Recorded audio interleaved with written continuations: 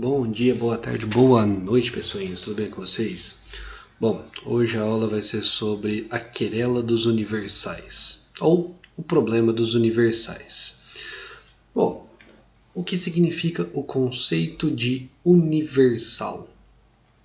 O conceito de universal é o conjunto de todos os objetos singulares. Exemplos possíveis.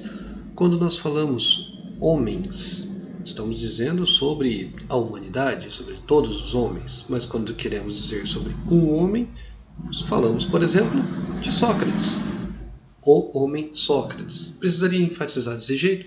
Não, você pode falar apenas Sócrates. Ou quando falamos sobre gatos.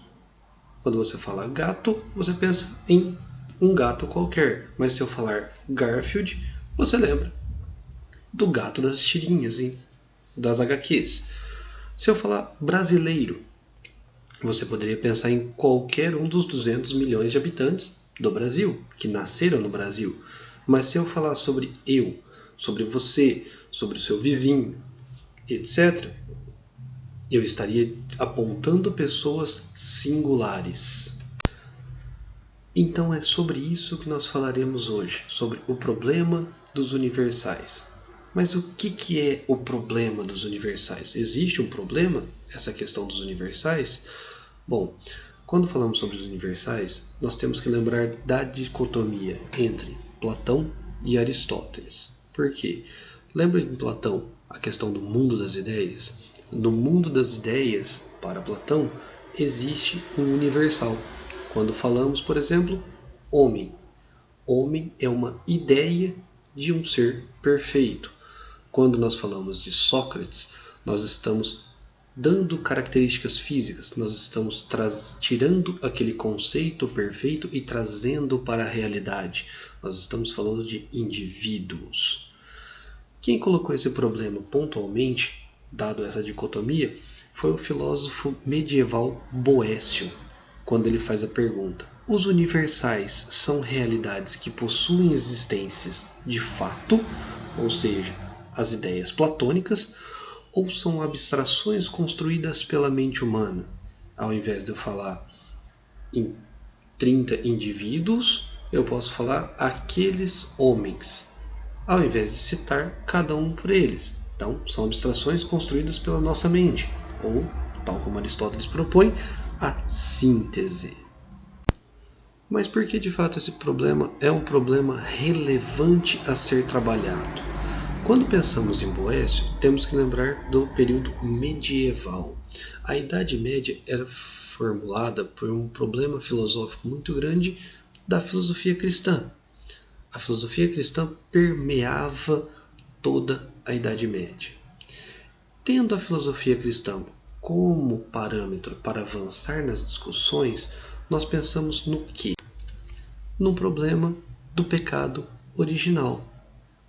Por que isso é relevante? Segundo Boécio, necessariamente deve-se existir os universais, ou ele ajuda, por assim dizer, ele apoia-se no que Platão dizia sobre o universal ser real, uma ideia de verdade, uma entidade universal, porque para ele o pecado original é herdado pela humanidade.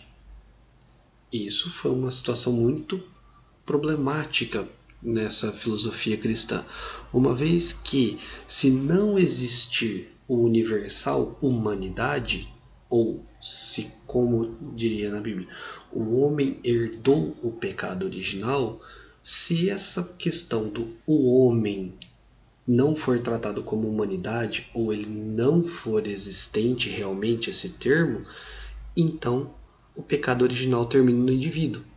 Estamos falando de singulares. Ele causou, terminou nele, e não foi herdado pela humanidade.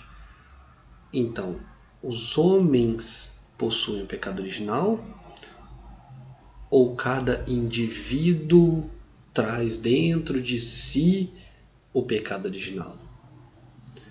Essa era a problemática maior do motivo da querela dos universais ter sido uma resolução tão importante.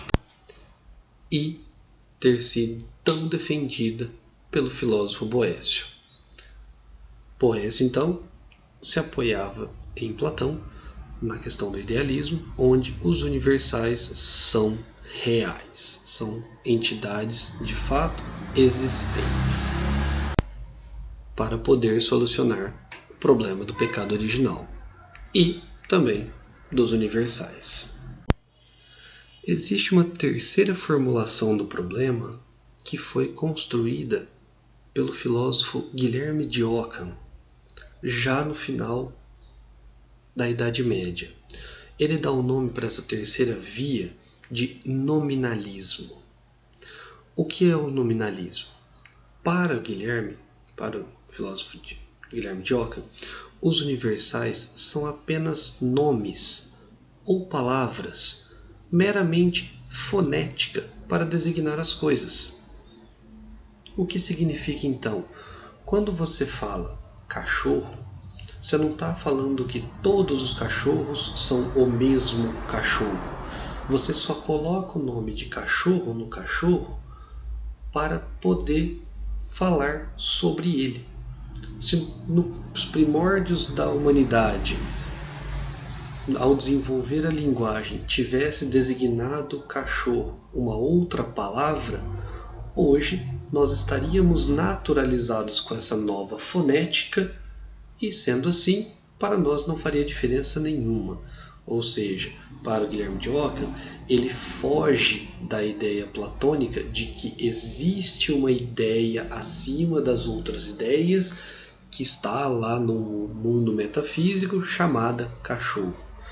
Caso contrário, as linguagens do dia de hoje não fariam sentido, uma vez que, tendo em português a palavra cachorro e tendo em inglês a palavra dog, representando o mesmo ser.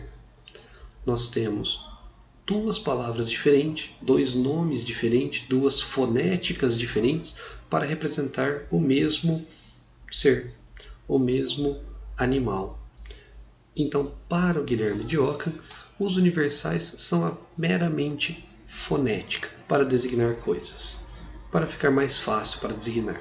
Quem coloca essa questão de forma muito mais relevante foi o filósofo Pedro Abelardo, quando ele pergunta o que é o nome da rosa. Por quê? A problemática estaria embaixo.